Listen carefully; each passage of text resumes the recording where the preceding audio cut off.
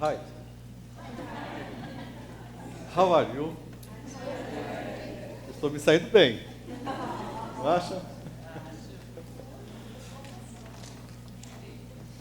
Que bom, que alegria estar aqui. Que prazer, louvado seja o nome do Senhor Jesus Cristo. Eu me sinto tão feliz, tão contente. Eu sinto um amor tão grande no meu coração por vocês. E a minha esposa também. Todos os dias de madrugada, a gente acorda e a gente fica ali orando e clamando, suplicando. Eu acho que a palavra melhor não seria bem oração. A gente faz um negócio assim que é suplicar, implorar, clamar, rogar por vocês.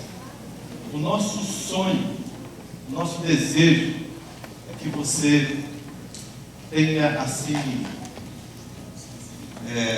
um encontro tão íntimo com Jesus e viva experiências tão lindas com Deus, que seja um marco na sua história, um marco na sua vida, um marco na sua experiência com Deus.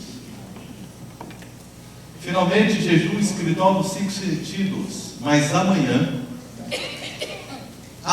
eu vou falar sobre, eu vou apresentar alguns aspectos que eu considero incríveis, extraordinários da graça. Aspectos incríveis da graça. Vou contar uma experiência para vocês da minha infância, que me impactou demais. Eu tenho certeza que vocês vão gostar. Quando eu pedi para Deus acabar com o homem, eu era bem pequenininho. E amanhã vocês vão ficar sabendo se Deus matou aquele homem ou não. É uma experiência que, se você não vier para assistir, você vai ficar pensando mal de mim. Então é melhor vir, por favor. Uma experiência tremenda. É assim, diferente. E nós vamos ver também uma coisa que é assim: porque Deus livrou de forma espetacular o filho daquela mulher de um acidente da morte, e o meu não, permitiu que ele morresse. Porque Deus permitiu que uma coisa terrível acontecesse contra a minha vida, contra a minha casa, e aquela outra pessoa ali parece que está tudo bem. Por que eu orei, clamei a Deus e pedi para aquela pessoa ser curada e não foi? E por que eu pedi para aquela outra pessoa ser curada e ela foi curada? Por que uma igreja inteira implorou pela cura de uma pessoa e Deus não curou? São pensamentos que deixam você com uma certa inquietação? Principalmente quando algum caso desse, ou outro similar, toca a sua pele. E aí você para e diz: mas como assim? Não consigo entender. Por que temos que sofrer? Por que sofremos assim? O que está acontecendo? Amanhã eu vou apresentar um gráfico para vocês e nós vamos ver isso em detalhes, mas talvez de uma maneira que você nunca tenha visto na sua vida. É provável. Você vai entender que tudo isso está sustentado por uma certa lógica bíblica, espiritual. E quando você entende esta lógica, você passa a ter discernimento ao lidar com estas questões, tanto na sua vida, quanto na vida de pessoas que estão diante de você, desesperadas, suplicando por auxílio, ajuda e conselho. Então amanhã você já entendeu que não tem jeito de faltar. Entendeu isso? Amém? Não tem jeito de faltar. Vai ser precioso demais para você. Muito precioso. É um conteúdo que você precisa ter. Tá bom? Vamos em frente? Jejum espiritual dos 5 sentidos. Esse tema ele empolga o meu coração, me entusiasma mesmo. Vamos começar com 2 aos Coríntios 3, verso 14 a 18. Procura o texto, por gentileza. Eu quero também dar aqui o meu abraço. Eu fiquei sabendo que tem um monte de gente aí assistindo estas pregações, essa série, aí na internet. E eu quero que o Senhor Deus derrame sobre a sua vida também bênçãos muito especiais. Que você seja alcançado pelo Espírito Santo nessa noite também. Tá bom? E continue acompanhando. E se você mora na região, venha, por gentileza. Não tem coisa melhor do que estarmos na comunhão dos irmãos, usufruindo deste amor tão gostoso. Ok? Deus abençoe a todos. God bless you.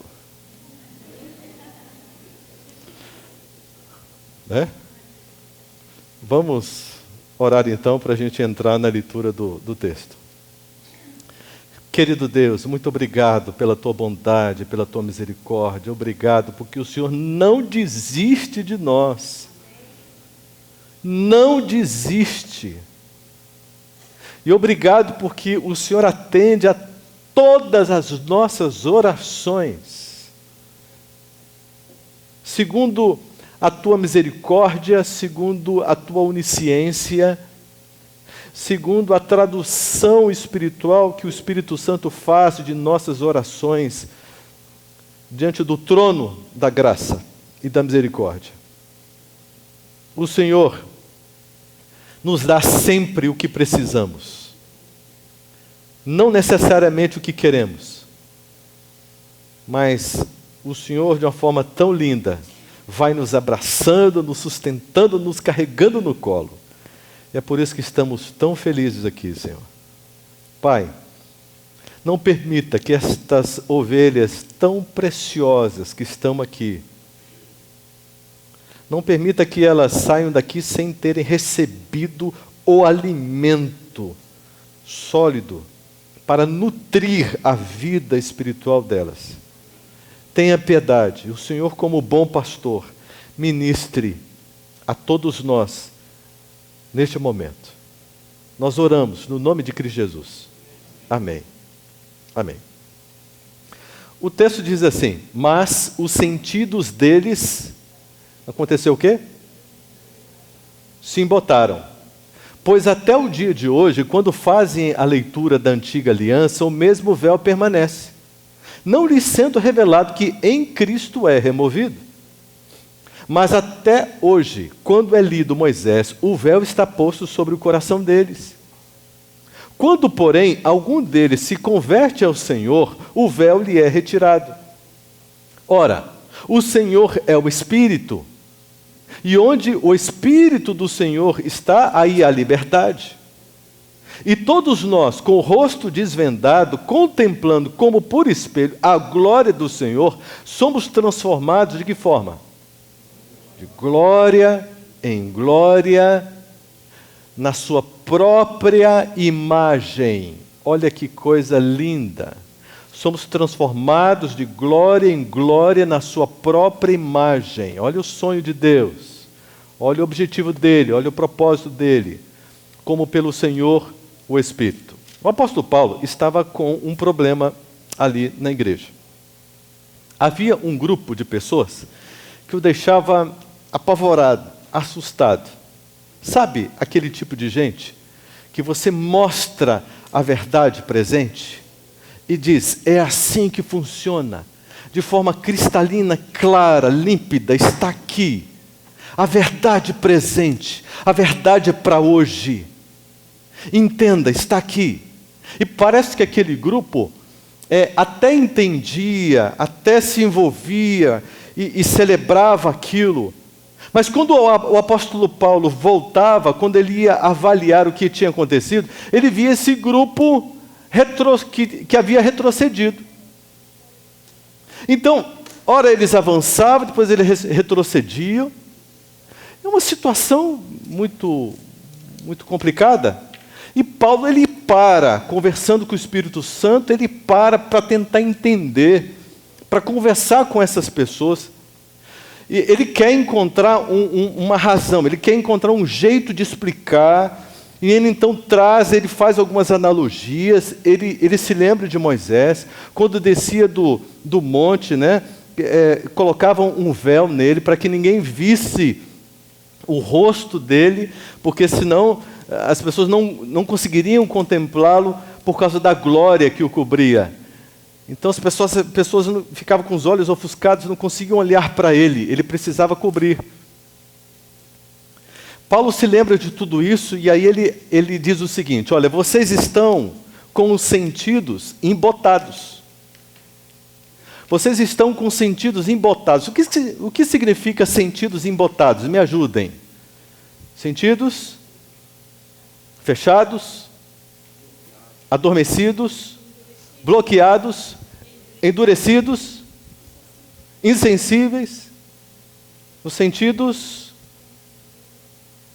confundidos, confusos, intoxicados, inviabilizados, impedidos, para o quê? Para o discernimento de coisas espirituais. Aquilo que era religioso estava no domínio deles, mas saía do campo religioso, caminhando para aquilo que era espiritual e para a verdade presente. Que dificuldade! Eles não conseguiam entender. Chegava um ponto que parecia que eles haviam entendido, quando Paulo olhava, eles estavam lá atrás, no ponto inicial de novo, com os mesmos discursos, na mesma situação. Paulo então diz o seguinte: olha, é assim que acontece. O coração está aqui, e a verdade presente está aqui. Mas entre o coração e a verdade que o coração precisa alcançar e penetrar nesta verdade, e assumir esta verdade, existe uma barreira. É como se tivesse um véu. Então o coração ele se projeta, mas ele bate no véu, e o véu oferece um limite, porque não consegue ultrapassar, não consegue encontrar a verdade presente. Vai até um certo ponto, mas não avança. E Paulo diz: existe uma barreira, existe um impedimento, porque vocês não conseguem o discernimento espiritual, não avançam. E Paulo diz o seguinte: a partir do momento que vocês tomarem a decisão de se converterem, esse véu será retirado pelo Espírito Santo. Aí vocês serão livres, porque o Espírito Santo traz a liberdade. Então, tudo começa com uma decisão. Essa decisão é de dar 180 graus, fazer uma conversão. Muita gente vai para a igreja e aceita os apelos e se emociona, etc. Mas dão 360. E saem daqui do mesmo jeito que entraram. Apenas com alguma emoção que daqui a pouco vai passar. Existem dois caminhos na igreja, e eu já coloquei isso para vocês, porque quem revela isso não sou eu, é Cristo Jesus, não é? Existe um caminho que o crente, ele está aqui cultivando uma religião de acordo com as suas opiniões, as suas ideias, o seu gosto, o seu coração, a sua visão, aquilo que ele acha que é, e ele empurra isso nas pessoas, ele quer ver gente do lado dele. Mas a partir do momento que ele desiste disso, faz 180 graus e cola os olhos agora na revelação, as coisas mudam. Deixa eu dar um exemplo. Vocês já ouviram falar de adventista mais ou menos? Conhece essa expressão? Adventista mais ou menos? Já viram algum por aí? Adventista mais ou menos? Eu conheci um adventista que viveu essa experiência. Agora estava casado com a sua esposa e me contaram a experiência deles. Achei realmente muito interessante. Veja se faz sentido. Ele, um jovem, adventista mais ou menos. Tá certo? O mais ou menos é o adventista equilibrado, no ponto de vista de Laodiceia. Não é quente, nem frio, é morno. Está no equilíbrio, mais ou menos. Tá? Um pouquinho lá, um pouquinho aqui, está dentro da sua conveniência. Está caminhando aqui, certo?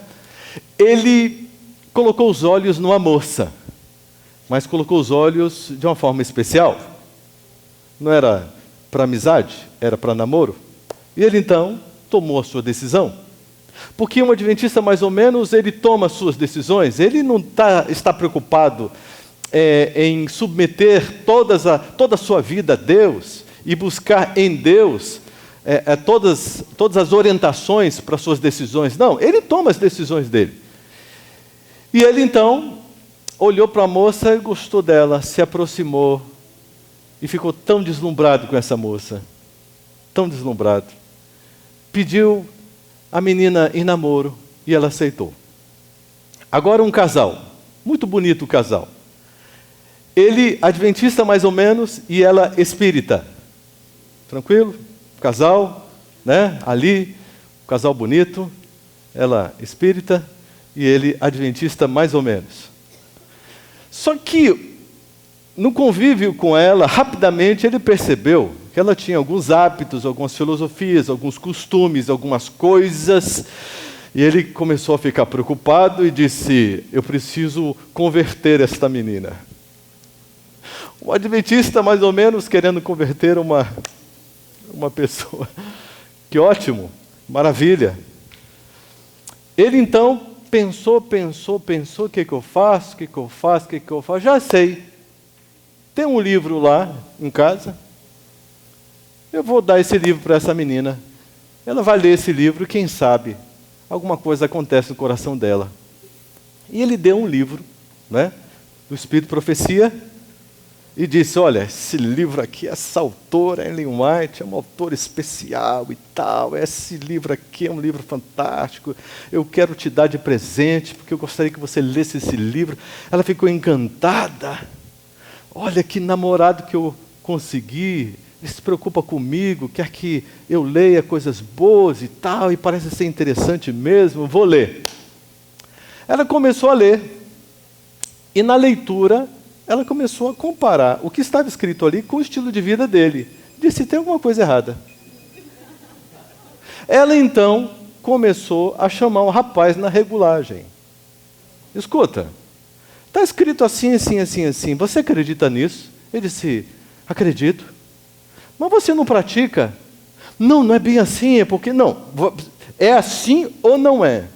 Eu rasgo isso, jogo fora, te devolvo, qualquer coisa, queimo, e eu não leio mais esse livro. Ou então é isso, e o que você me diz? Não, eu estou errado, estou errado. Ela está certa, é uma pessoa de Deus inspirada, e eu preciso melhorar, e etc. Então, durante toda a leitura do livro, ela foi dando as reguladas. Vocês acreditam que esse adventista sétimo dia, mais ou menos, começou a se converter? A namorada espírita começou a converter esse menino. Olha que coisa linda, irmãos.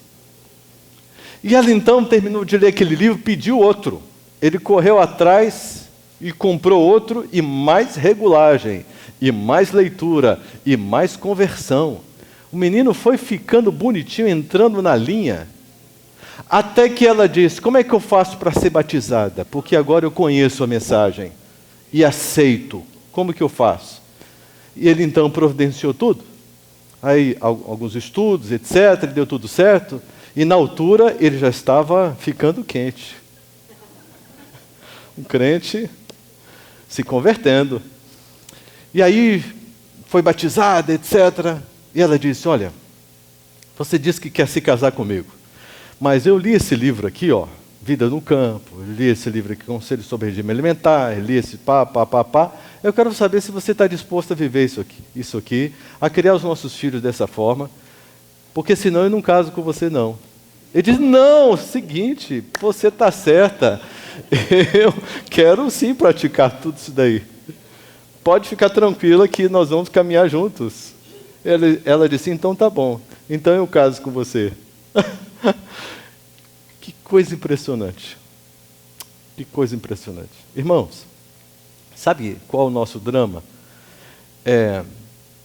Para muitos aspectos e assuntos que nós temos revelações especiais, nós adquirimos uma habilidade tão grande de sermos hipócritas,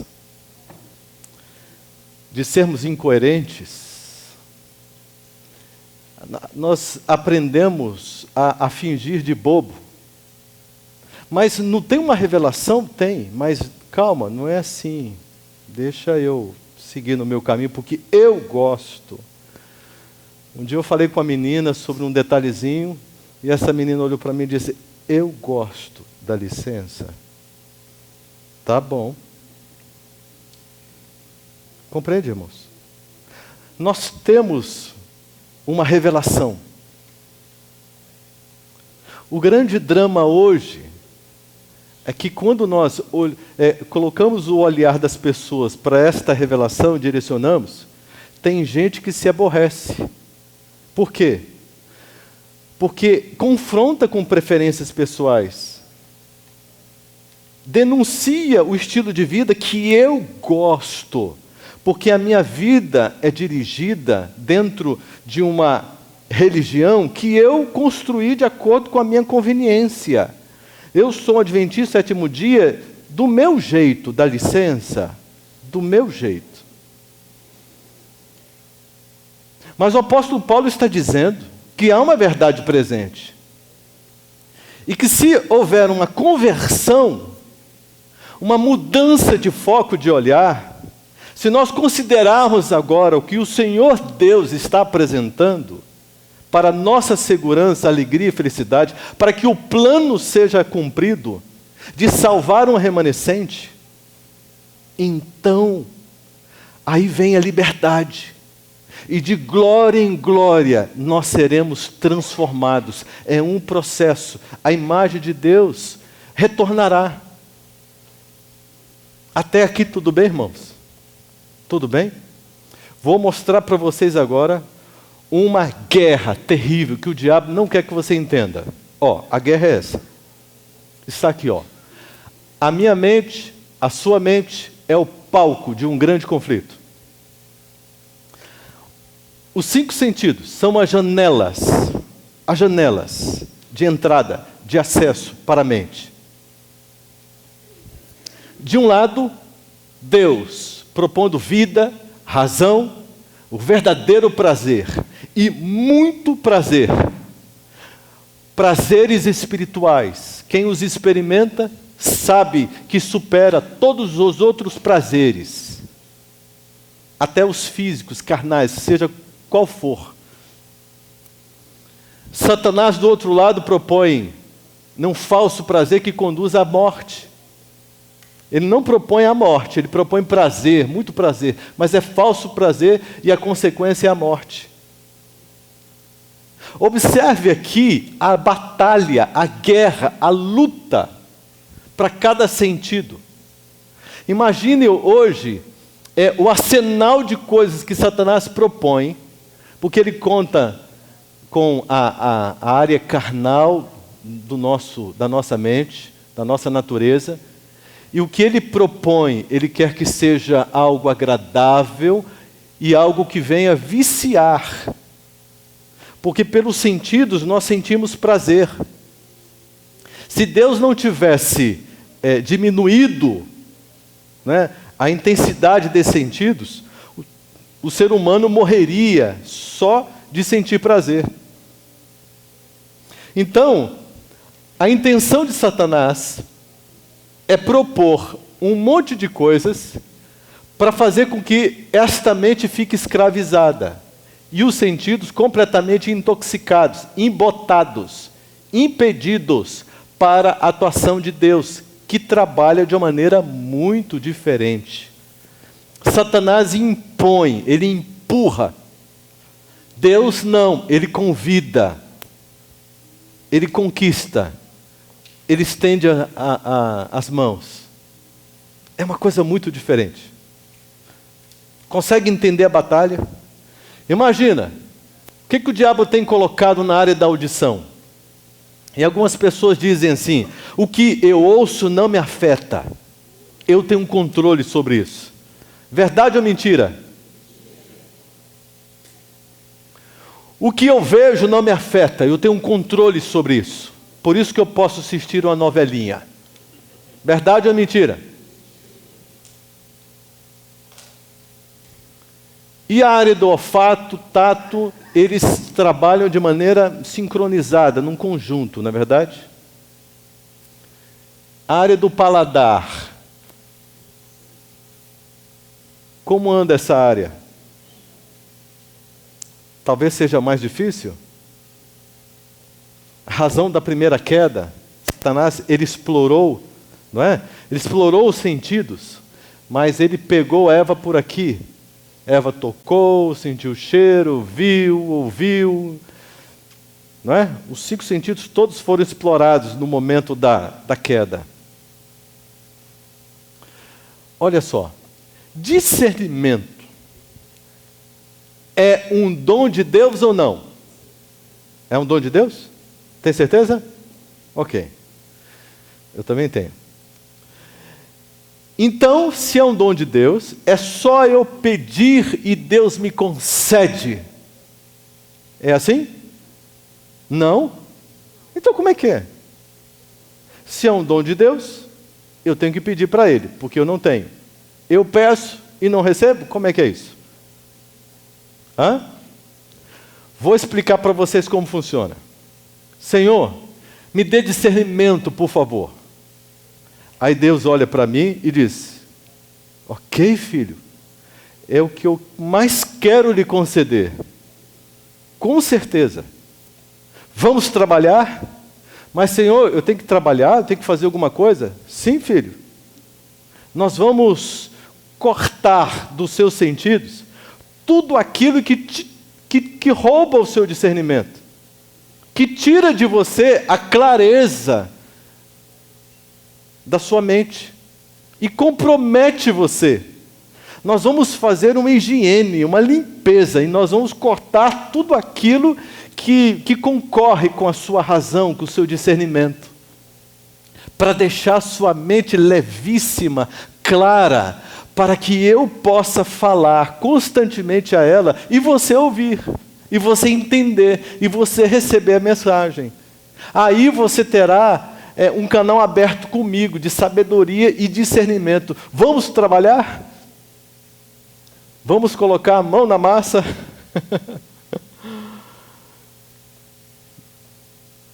Aí o ser humano olha assim, ele pensa: mas eu gosto disso, eu gosto daquilo, eu gosto daquilo outro, não, isso é pesado demais, é difícil, etc. Bom, olha só como as coisas funcionam. Existe aqui uma barreira, é como um véu. Aqui é o caminho do crescimento espiritual. Mas eu começo a minha jornada espiritual e ela fica fadada à região religiosa. Por quê? Porque logo eu bato nessa barreira, ela está infeccionada, ela está embotada, e eu não consigo ultrapassar. E aqui eu acabo achando que tudo que eu tenho no cardápio de Deus, para a minha história, para a minha vida, é isso. Experiências superficiais, uma vida de imaturidade espiritual, iniciativas frágeis, mas não me importa. Eu estou bem, estou salvo, estou na igreja de Deus. Vai dar tudo certo no final. Do outro lado, o que você perde? Experiências profundas e constantes com Deus. Você perde um amadurecimento espiritual. Você perde o significado da perseverança. E pela perseverança vem o selamento. O selamento. Olha esse cidadão aqui. Motoqueiro, a via está com um problema, tem entulhos, mas ele tem um pedacinho e ele não está nem aí, passa e vai embora. Um dia, ele pode chegar aqui e não ter como passar. É assim que funcionam as vias dos sentidos. Você faz concessões.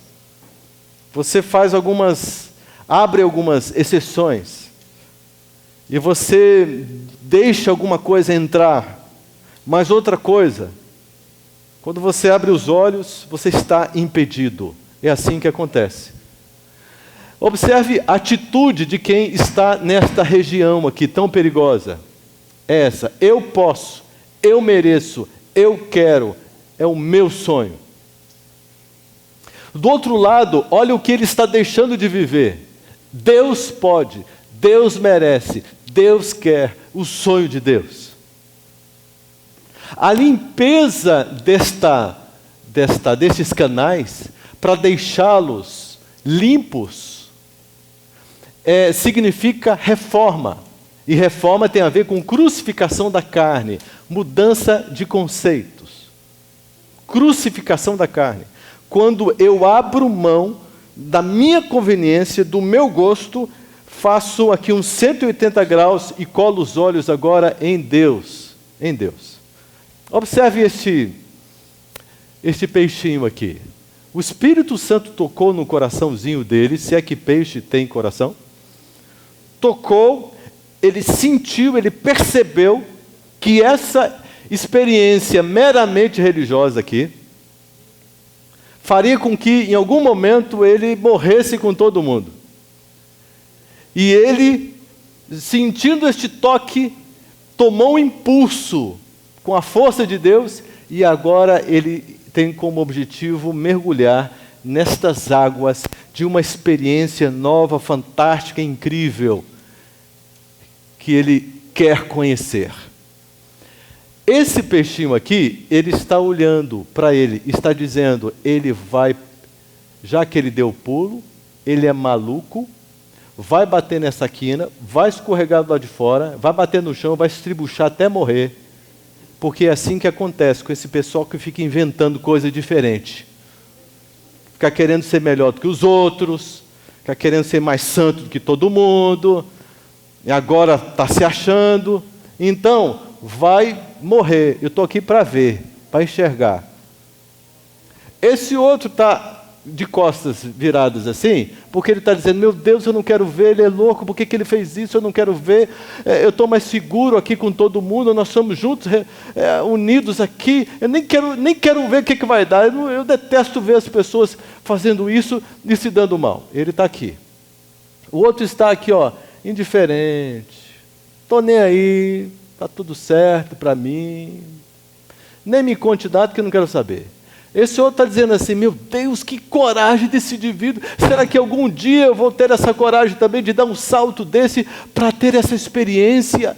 Ai, que coisa. Esse outro aqui está dizendo, eu quero mais distância.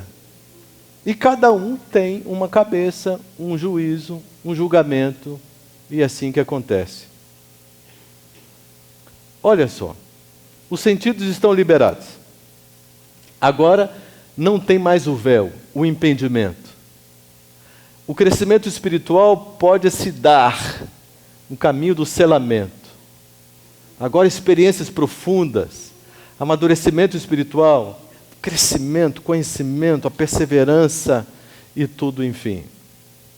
Existe um outro grupo que se chama secularizado. Eu vou fazer uma comparação agora. Esse grupo secularizado, ele deriva deste grupo religioso. Ele deriva deste grupo. E ele se comporta de uma maneira muito curiosa. E agora eu vou comparar para vocês perceberem se faz sentido ou não. Observe, a conduta do espiritual é essa, ele é radical consigo mesmo.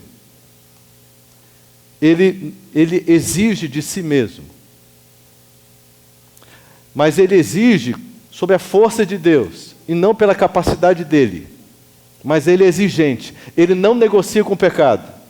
Ele não abre mão na vida dele para o pecado. Ele não quer. Quando acontece um acidente, mas ele não quer. O religioso, ele é radical com os outros. Então ele vive observando a vida dos outros para dizer, está vendo? Você não deveria ter feito isso. Você não pode fazer isso. Você está em pecado, você está errado. Mas quando diz respeito a ele diz assim, não, espere um pouco, vocês estão me interpretando mal. Não é bem assim. Eu não sou isso que vocês estão pensando, eu sou outra pessoa. Posso explicar. O secularizado, ele é simplesmente contra os radicais e se gaba disso. Eu tenho cabeça aberta, eu tenho conceitos mais avançados, eu sou contra os radicais, e sabe, que pobreza, que miséria é esta. Coitadinho dos irmãos.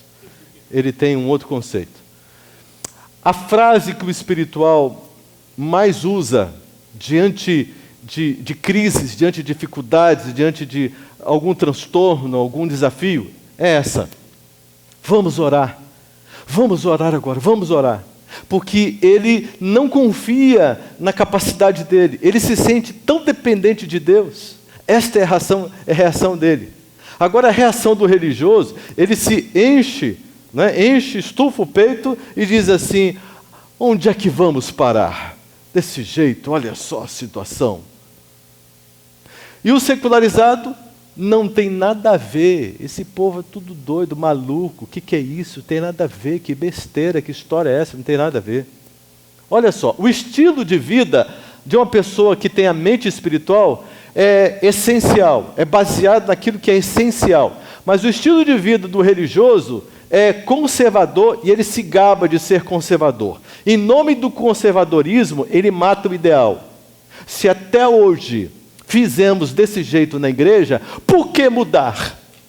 Aí outro diz, mas é só um dia, o Espírito Santo tem um movimento diferente aí, é só um dia? Não, porque isso nunca aconteceu e nunca vai acontecer aqui.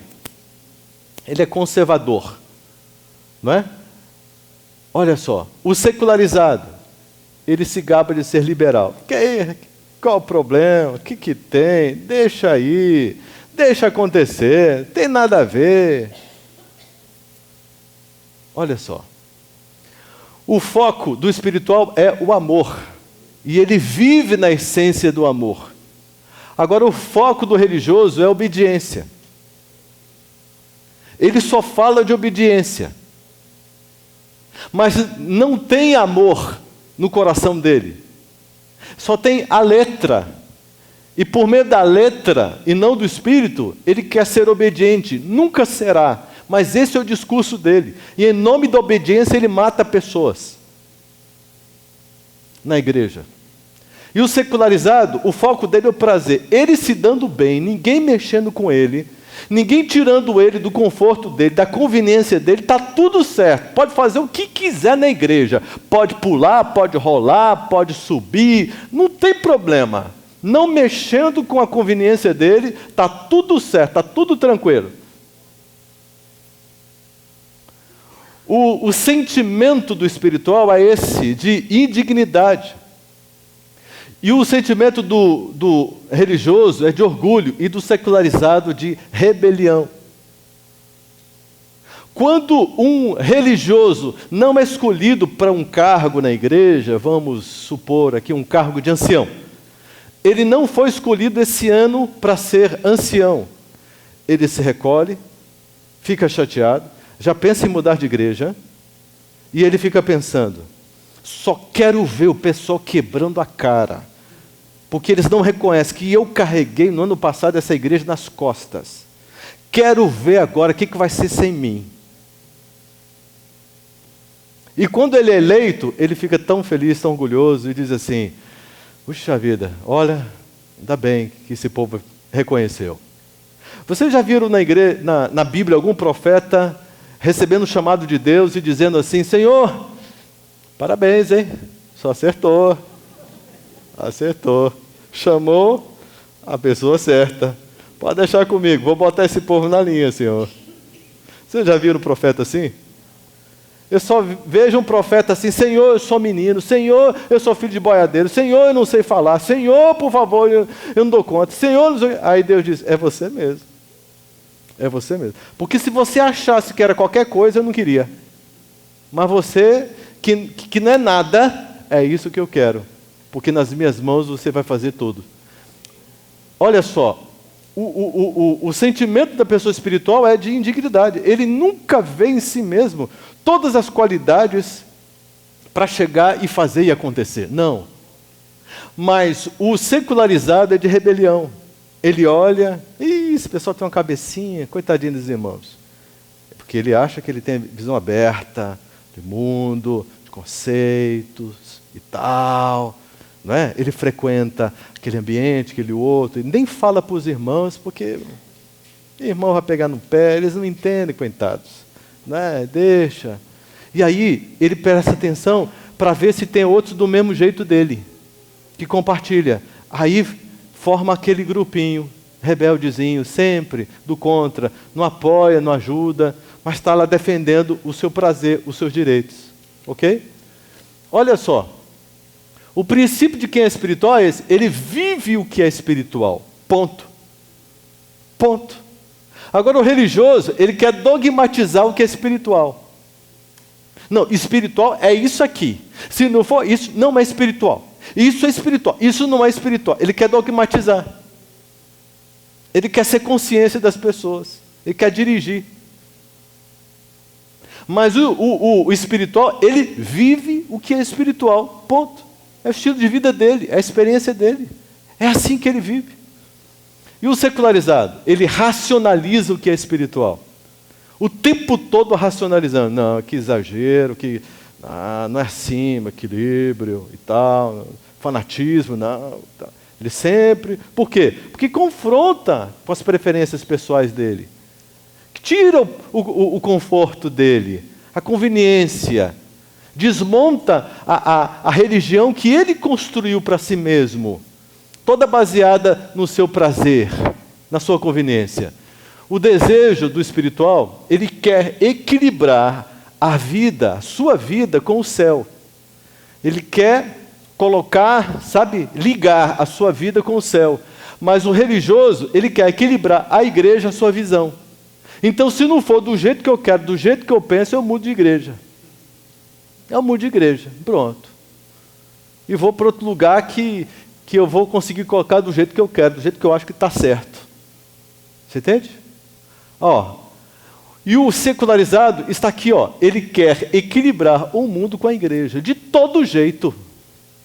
De todo jeito. Ele não sossega, ele não se conforma, ele não para, enquanto todo mundo não estiver aqui, se equilibrando com o mundo. Então, o argumento dele é forte, não tem nada a ver, e tal, ele faz a cabeça das pessoas, ele racionaliza o que é espiritual, e ele está contra os radicais, e ele faz toda uma guerra e toda uma batalha.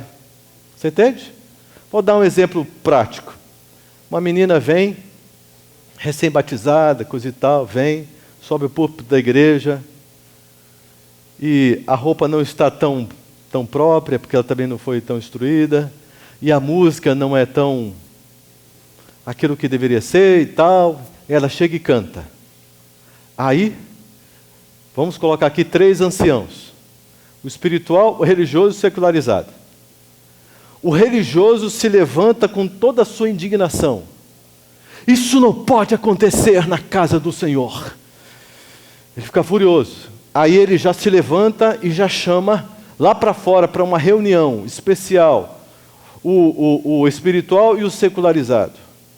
E ele já chama lá fora e diz assim: isso não pode acontecer, olha que pouca vergonha que está acontecendo lá, olha vamos proibir isso, vamos acabar com isso, porque isso não pode acontecer. E o secularizado olha e diz: rapaz, você está esquentando a cabeça à toa, que história é essa? Só porque a menina foi cantar uma música lá diferente, não pode cantar por quê, rapaz? Que história é essa? Deixa a menina cantar, que cabeça quadrada é essa? Deixa a menina cantar, rapaz. Tanta gente fazendo coisa pior aí, deixa a menina. Qual o problema? Eu não vejo problema, não. Eu não vi nenhuma dificuldade, não vi nenhum problema, não. Aí, o espiritual entra em cena. Aí ele diz o seguinte: irmãos, a menina precisa ser apoiada, precisa ser instruída. Nós demos apoio espiritual para ela, nós demos instruções, nós oramos com ela, estamos envolvendo ela e discipulando essa menina da forma correta. Que tipo de atendimento espiritual, que tipo de apoio espiritual? Nós não podemos condená-la porque a culpa é nossa. Nós não vamos condená-la, nós vamos envolvê-la no conhecimento, no estudo, vamos reforçar mais. Algumas coisas ela não entendeu, então vamos ajudar, para que ela sinta alegria, sinta prazer e seja estimulada a continuar participando no serviço do Senhor. Tem diferença ou não? Os irmãos conseguem perceber estas características? Sim ou não? Conseguem? E ao olhar para si mesmos, conseguem perceber aonde que você está? Qual o grupo que você tem transitado? Essa é a parte mais difícil. Porque olhar para o vizinho, você é mais fácil. Mas quando eu olho para mim, Senhor, eu não estou do jeito que eu achava que eu deveria estar. As pessoas dizem por aqui, a igreja adventista na América está secularizada.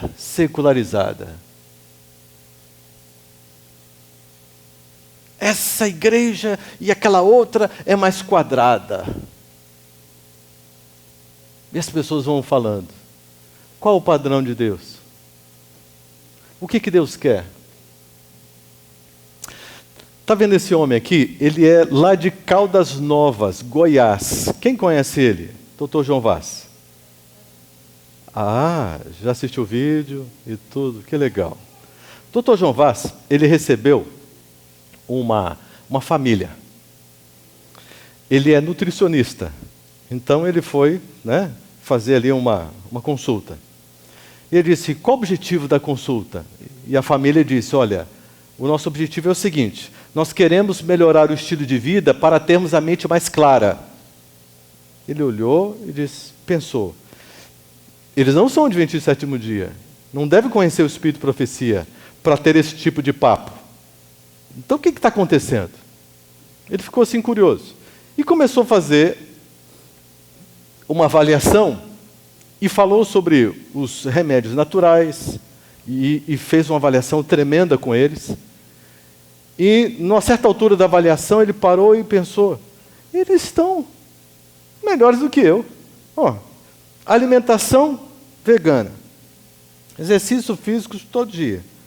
O pessoal tem práticas, fazem exercícios físicos. Tem um estilo de vida extremamente saudável. Ele ficou impressionado. E ele perguntou, o que está acontecendo? Por que vocês querem melhorar o estilo de vida ainda mais do que vocês já têm? Para terem a mente mais clara. Quem falou isso para vocês? Aí eles ficaram um pouco envergonhados, se entreolharam e resolveram dizer a razão. A razão é a seguinte. Para receber, eles recebem espíritos em casa. Para poder usá-los. São entidades espirituais. E um dia desses, apareceu um espírito e ele estava muito nervoso, muito agitado. Porque ele não conseguia uma performance ainda melhor com eles. Usá-los como ele desejava. Então ele ficou nervoso e se apresentou e disse para eles, eu quero que vocês melhorem o estilo de vida para vocês terem a mente mais clara, para que eu possa usar vocês.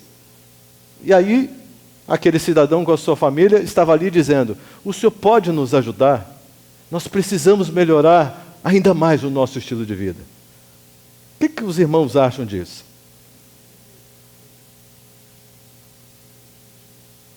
O que os irmãos acham disso? O diabo trabalha na contrafação, é verdade ou não é? Ele inventa alguma coisa nova? O plano de Deus para manter uma pessoa com a mente clara, para que ele possa fazer uma comunicação constante a essa mente, para que esse indivíduo possa andar no Espírito e ser efetivamente templo do Espírito Santo, 1 Coríntios 6, 19, 20, ser templo do Espírito Santo, o plano de Deus é esse, ele pega o mesmo plano para adequar para a realidade dele, para a situação dele. Então observe como funciona o jejum espiritual dos 5 sentidos. Ele é muito simples e altamente eficiente pelas seguintes razões. Audição. Vá à natureza ouvir a música e procure não escutar rádio e músicas seculares. Vá à natureza ouvir a sua música.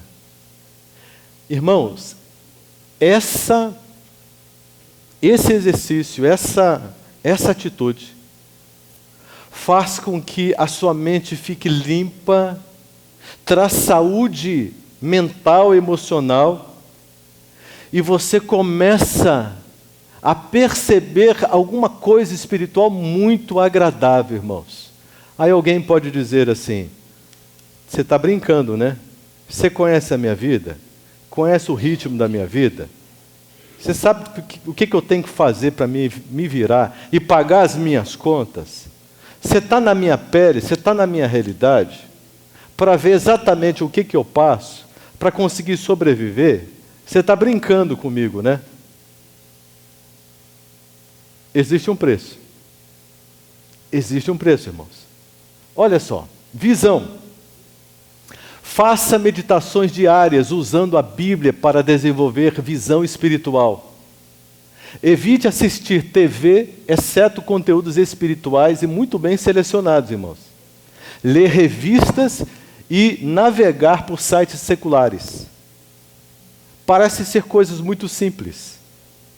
Mas você consegue frequentar o silêncio, por exemplo, falando da audição, na madrugada, quando você se levanta para falar com Deus, antes de qualquer coisa.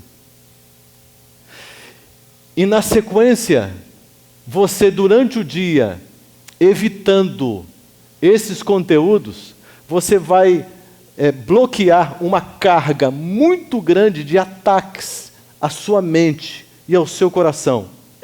Você resistindo e fugindo disso, primeiro que você vai fugir de serviços de Satanás na sua vida que te comprometem. Em segundo lugar, o seu coração e a sua mente ficarão livres, porque aonde há o Espírito, aí há liberdade. Ou eu sou o templo do Espírito Santo, estou livre, ou eu vou abrir as janelas da minha alma para conteúdos que me escravizam. Olha só. Use frutas, verduras, nozes, castanhas, grãos e cereais integrais. Pratique boas regras de saúde. Mantenha intervalos de 5 horas entre as refeições e não coma após as 19 horas. Não coma carnes de qualquer tipo, doces, leites e seus derivados, muito menos frituras. Aqui está uma formulazinha tão simples, tão prática, para você evitar um monte de doenças. Sim ou não, irmãos? Para evitar que você tenha que visitar um médico que você não sabe nem a confissão religiosa e espiritual dele, para te ensinar e te recomendar aquilo que você já conhecia, porque a revelação está diante de você.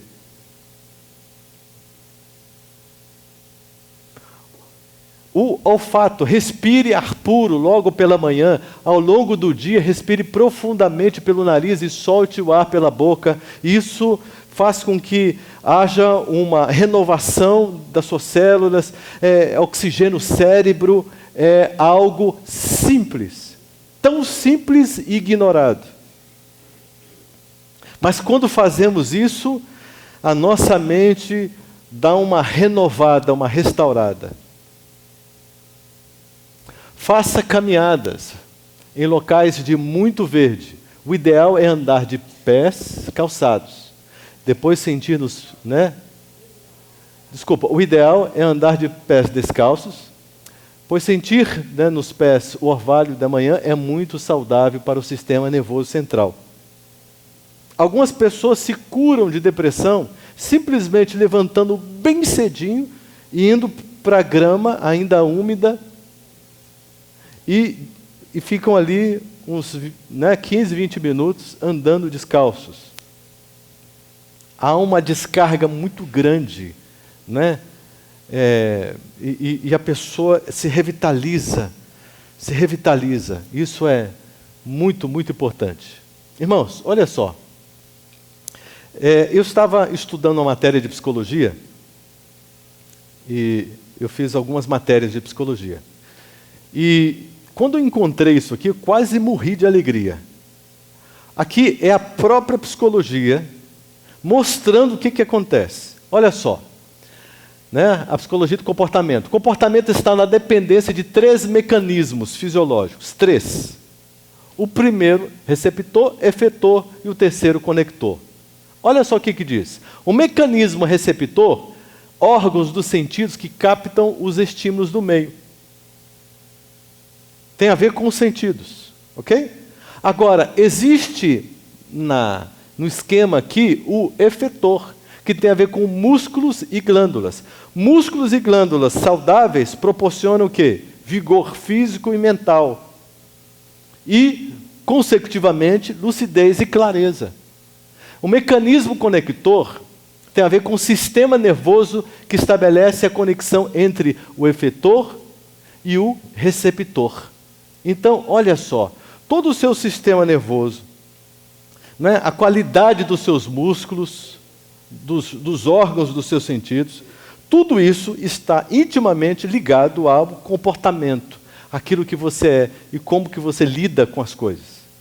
Agora vamos para o espírito de profecia, para a gente concluir. Olha só, a condescendência com apetite, de acordo com Conselhos sobre Regime Alimentar, de Ellen White, diz o seguinte: impede de se compreender o quê? Está lá na página 72.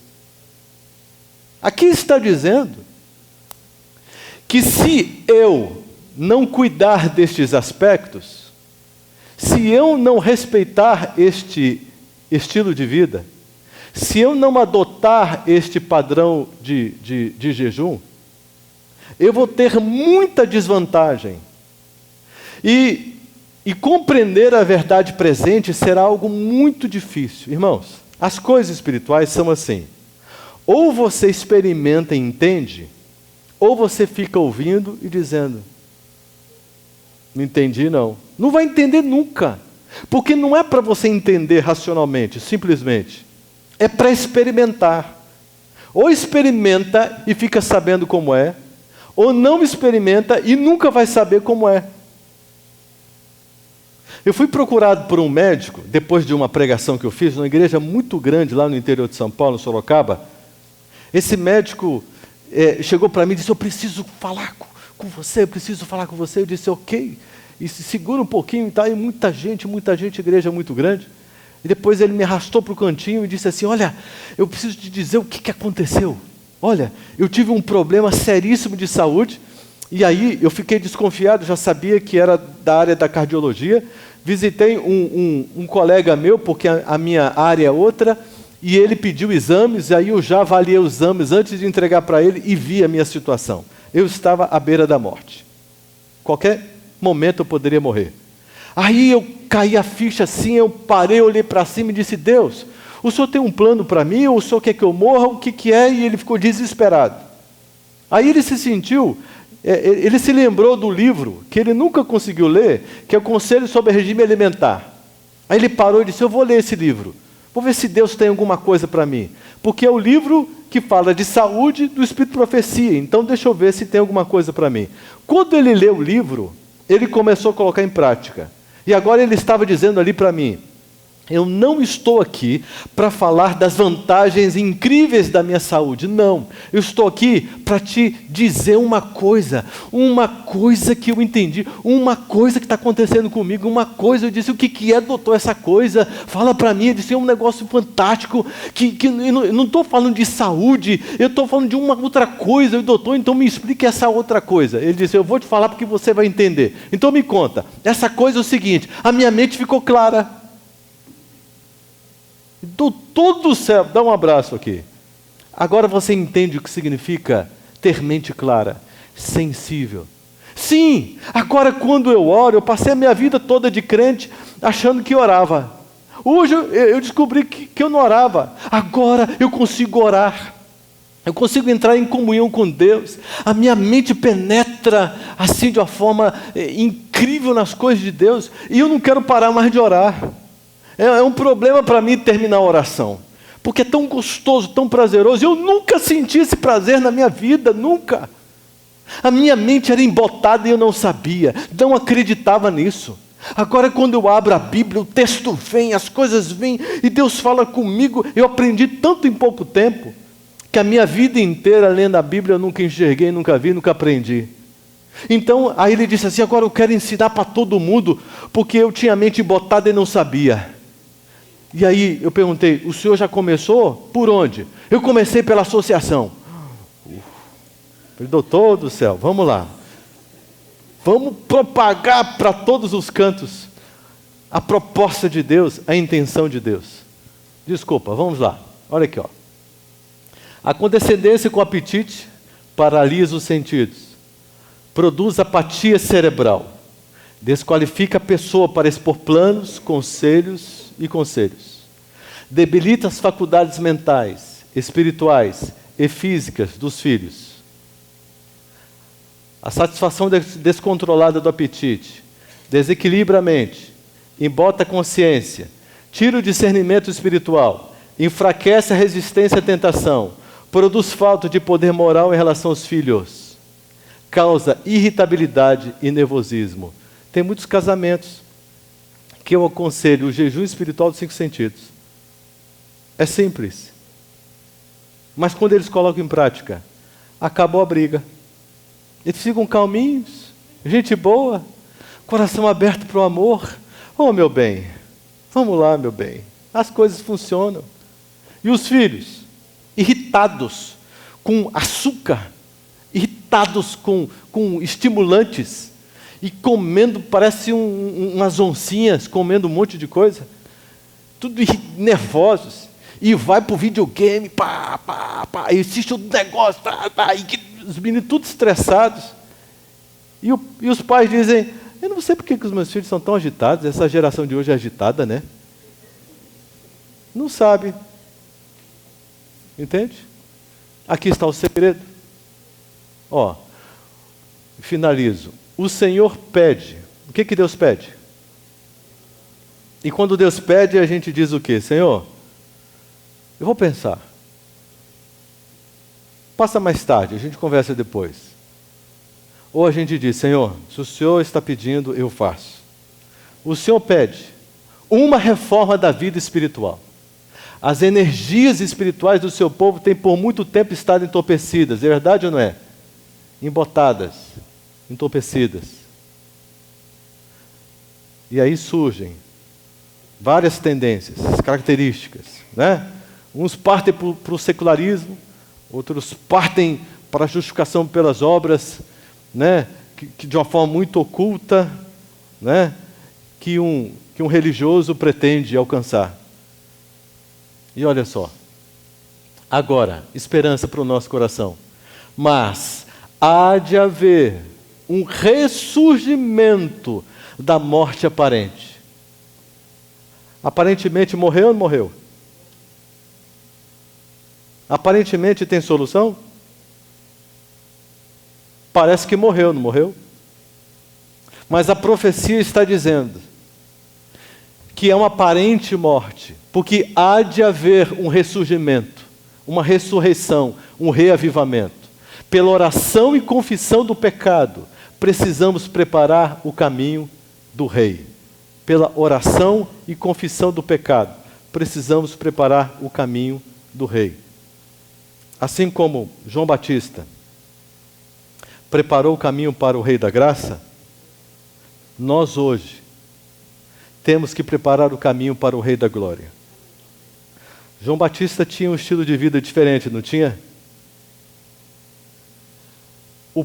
Os religiosos da época diziam o que de João Batista? É doido. Doidão varrido. Não conseguiam ver o Espírito nele. Tinham a mente o quê? Embotada. Não é assim? Hoje, nós precisamos de um novo estilo de vida. E eu volto a essa pessoa que está pensando aí. Você não conhece a minha vida. Você não conhece os meus compromissos. Você não conhece os meus desafios. Você não sabe o que eu tenho que fazer para sobreviver, para me sustentar. Para você é muito bonitinho chegar aqui e falar tudo isso, mas você não sabe. Irmãos, a partir do momento que houver uma conversão, aí haverá liberdade e libertação. O que parece ser impossível para você mudar, porque você se vê escravo de um contexto que você se meteu com um apelo extraordinário, incrível, que é a sobrevivência. Mas para Deus as coisas funcionam com prioridades completamente diferentes. E Deus é aquele que te sustenta. E aquele que te sustenta está te propondo uma novidade de vida. Daqui a pouco você se estoura de um jeito, aqui e no corpo inteiro, e depois, o que você vai ter para contar? Vai olhar para Deus e vai dizer, não entendo porque Deus deixou isso acontecer comigo. Uma vida de desobediência. Um caminho onde você caminha de acordo com a sua visão, com as suas crenças, com as suas ideias, com a sua percepção, com o seu gosto. Enquanto o convite é outro. Caminhe à luz do Espírito de profecia, da revelação, da palavra de Deus. Eu sei que aqui pode estar algo muito sensível para você. Pode ser o tendão de Aquiles. Pode ser a parte mais frágil da sua experiência. Mas aqui pode estar a razão de um impedimento espiritual tão forte. E é simplesmente necessário que você coloque isso nas mãos de Deus e creia e aprenda a viver pela fé. Deus, Ele está muito preocupado com você, como você vive, como você... Sabe por quê?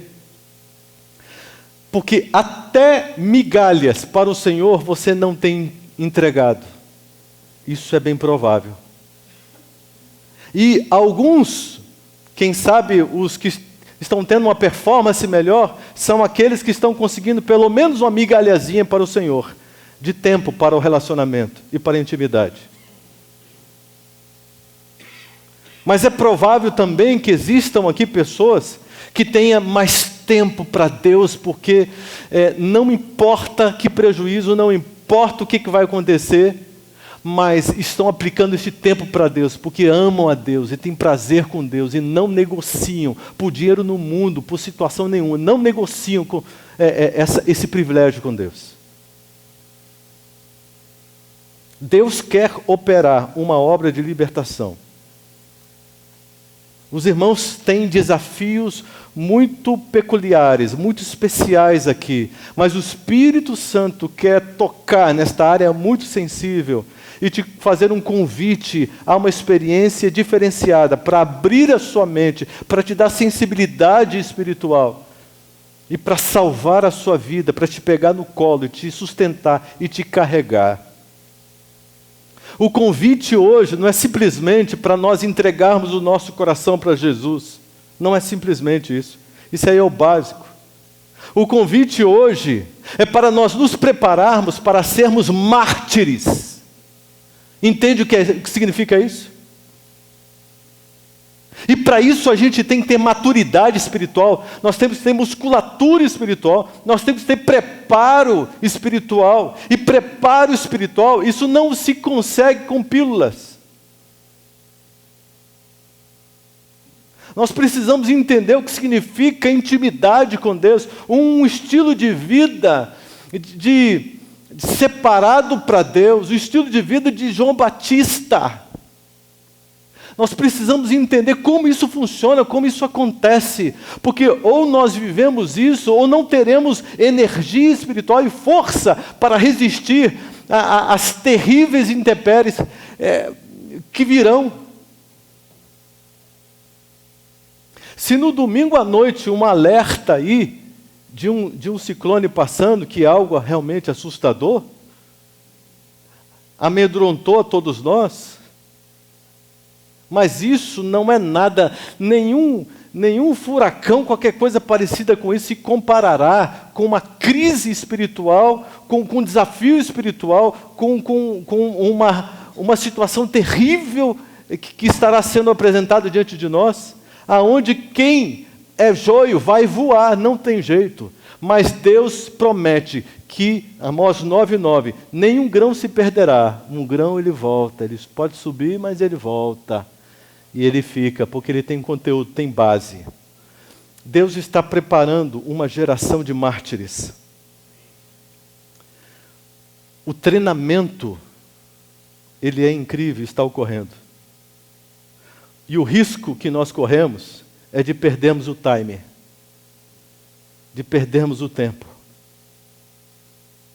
pela procrastinação. Esse é o problema de Laodiceia. Procrastinou demais. Aí chega um ponto que vai ser vomitado da boca do Espírito Santo. Compreende, irmãos? Eu estou falando isso com amor, com carinho, mas com o meu coração aqui apertado, irmãos. Porque eu sei que eu estou tocando aqui num ponto muito sensível da vida de vocês, mas é preciso vocês pararem de colocar a vida diante de Deus. Senhor, o que eu faço com a minha vida? Olha como eu estou gerenciando, olha como eu me permitir ser levado por esse esquema todo em que transformou a minha vida numa escravidão de um sistema. Senhor Deus, existe alguma coisa que o Senhor possa fazer por mim? E Deus vai lhe dizer no seu coração, sim, filha, sim, filho, existe. Você pode não acreditar, porque está com os sentidos embotados. Mas se você se converter, se você olhar para mim e permitir que eu te conduza, aí sim você vai viver essa experiência. Nós estamos sendo desafiados, meus irmãos, a caminharmos pela fé. Hebreus 10, verso 38 diz: o meu justo viverá pela fé. O meu justo viverá pela fé. E nós aplicamos essa expressão para as pessoas que nós achamos que são coitadinhas. Coitadinha, está vivendo pela fé. Não tem recurso nenhum, coitadinha, está aí. Vamos ajudar, né, gente? Gente, vamos ajudar. Coitadinha, está vivendo pela fé. Os valores completamente invertidos. O meu justo viverá pela fé. Você está vivendo pela fé? Ou você está vivendo pelo concreto? Ou você está vivendo pelo crédito que você encontra nas instituições financeiras deste país? Ou a sua confiança, ou a sua segurança, a sua base está dependendo daquilo que você consegue com a sua força. Mas, em algum momento, a sua força pode acabar. Em algum momento, o seu dinheiro pode acabar. Em algum momento, as suas propriedades podem faltar. E aí, vai sobrar o quê? O que de essência? O que você viveu? O que você usufruiu com Deus? O que você experimentou de Deus? O que? Qual é a sua essência? O que vai sobrar? No nome de Jesus, irmãos, com todo o amor que Deus tem me dado no meu coração para amar vocês, eu estou preocupado. No nome de Jesus. Estou falando de forma muito específica aqui para a nossa congregação. Mas o diabo tem feito um grande esquema para escravizar pessoas e para roubar dessa pessoa qualquer possibilidade de ter o filho sendo gerado a cada dia em seu próprio coração. Lembram-se do dragão vermelho que quer assaltar o filho do coração? E assaltando o filho, assaltará a igreja, o corpo de Cristo do coração? E finalmente tirará definitivamente dentre o remanescente esta pessoa. Eu preciso terminar com uma oração. Mas quero orar agora por você, que entende com toda a força do seu coração, quebrantado, que entende que não tem vivido o estilo de vida que Deus deseja. Não sabe como fazer isso, mas quer entender e quer pedir misericórdia para Deus, porque não tem vivido aquilo que precisa viver. Está convencido pelo Espírito Santo de que precisa de uma mudança urgente e rápida antes que seja tarde demais. E você quer se manifestar fisicamente vindo aqui, apresentando para o mundo espiritual, para que seja testemunha da sua decisão, daquilo que você realmente quer. Vem aqui na frente, no nome de Jesus, para receber esta oração.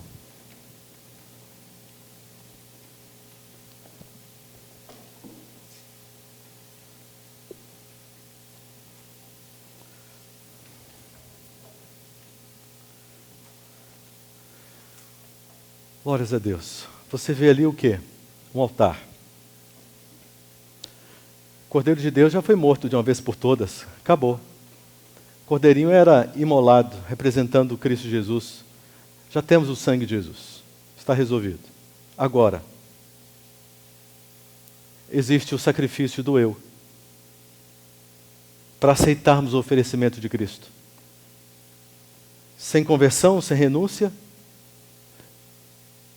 nada feito. É um símbolo. O altar das renúncias. O altar do sacrifício do eu. Você está diante de um altar agora, espiritual. Você está oferecendo o seu coração para ser sacrificado. Está realmente disposto? 1 Samuel 2,30, eu honro os que me honram.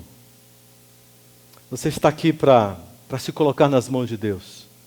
Você não tem ideia do que Ele pode fazer e nem precisa ter, é só confiar, porque o onisciente, onipotente, onipresente tem poder para fazer tudo diferente na sua vida. Para você viver o milagre de estar aqui, realizando o ministério, tendo o seu trabalho como ministério, mas não como instrumento de escravidão, não como instrumento para poder te roubar o tempo com Deus.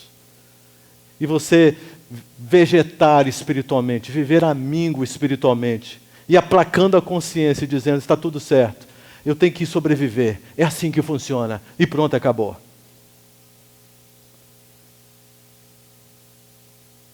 Vamos orar, querido Deus. Estamos aqui, Senhor, com o nosso coração apertado, Pai. Existe uma revelação, existe uma proposta. Existe um estilo de vida que precisamos viver. É tão simples, tão simples, tão simples. Mas parece ser um gigante diante de nós, porque não conseguimos colocá-lo em prática. Porque a nossa vida está disputada por um estilo que nos viciou, que nos embotou, que nos aprisionou, que nos escravizou e que está nos matando espiritualmente. Está acabando com as famílias. Ó Deus, honre no nome de Jesus essas ovelhas tão preciosas que estão aqui no teu aprisco.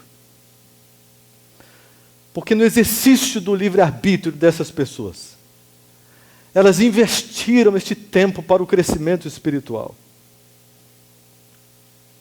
Alguns cancelaram trabalhos, cancelaram compromissos, cancelaram um monte de coisas. Até pode ser que estejam tendo algum prejuízo financeiro, mas, Senhor,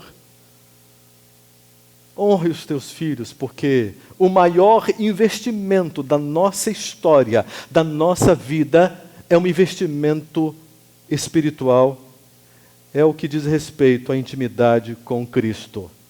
Nada, absolutamente nada, Senhor, deve falar mais alto e deve ocupar o lugar desta prioridade na nossa existência. Porque senão, Senhor, teremos uma vida miserável de qualquer ímpio. E talvez pior. Abençoa estas ovelhas que estão aqui. Dá a tua bênção, a tua sabedoria e o teu poder. Elimine este véu e coloque o espírito da liberdade e atue milagrosamente, conduzindo cada um ao discernimento e à compreensão de como o Senhor quer que cada família viva.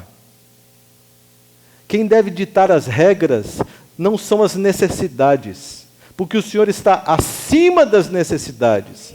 E estando acima das necessidades, elas serão satisfeitas. Senhor Deus, abençoa, proteja, guarde, preserve. Derrame o Espírito Santo como chuva serôdia. Levante essa igreja, viva, poderosa, para a tua honra e a tua glória. No nome de Jesus. Amém. Olá, queridos amigos e irmãos que nos assistiram pela internet. Estamos muito felizes porque vocês estão nos acompanhando. Torcemos para que as mensagens espirituais apresentadas aqui, os louvores que são feitos, alcancem o coração de cada um de vocês.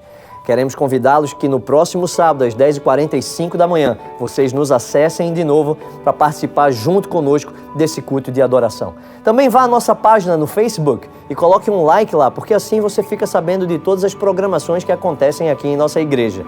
Enfim, que Deus abençoe a todos e que tenham um feliz sábado.